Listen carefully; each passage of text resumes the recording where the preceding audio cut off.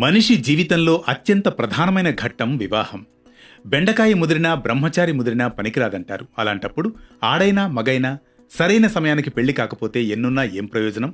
ఇందుకోసం ఎన్నో క్షేత్రాలను దర్శిస్తారు యువకులు, వారి కన్న తల్లిదండ్రులు.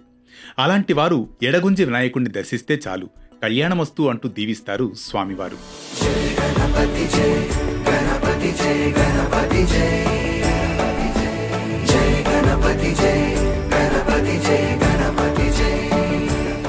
రండి, ఆ ఎడగుంజి వినాయక స్వామివారి ఆలయం ఎక్కడుందో విశేషాలు తెలుసుకుందాం ఈనాటి అనగనగాలో.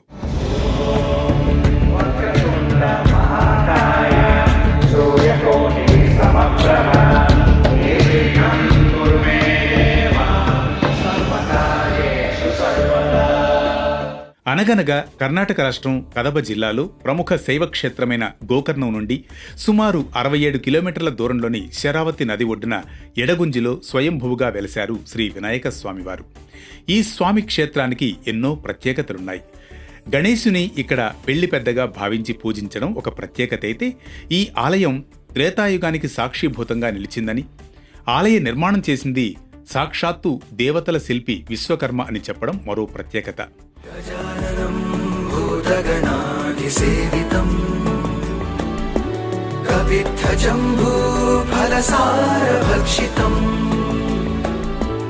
ఉమాసుతం శోక వినాశకారణం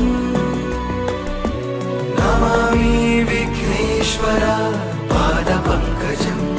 ద్వాపరయుగం చివరలో రానున్న కలియుగంలోని దోషాల నివారణ కోసం వాలిక్య మహాముని ఆధ్వర్యంలో యజ్ఞ యాగాదులను నిర్వహిస్తూ ఉంటారు.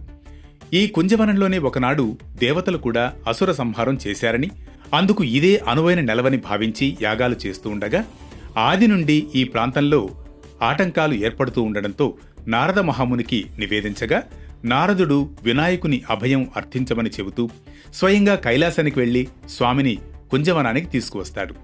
దీంతో గణేశుడి రాకతో యాగం నిర్విఘ్నం కావడం, మునులంతా అక్కడే స్వయంభూగా వెలిసిన గణేశుని పూజించడం, ఇలా అనాదిగా కోరుకున్న వారికి వరాలను కటాక్షించే స్వామివారిగా కొనసాగుతున్న దివ్య క్షేత్రమే ఎడగుంజి గణపతి క్షేత్రం.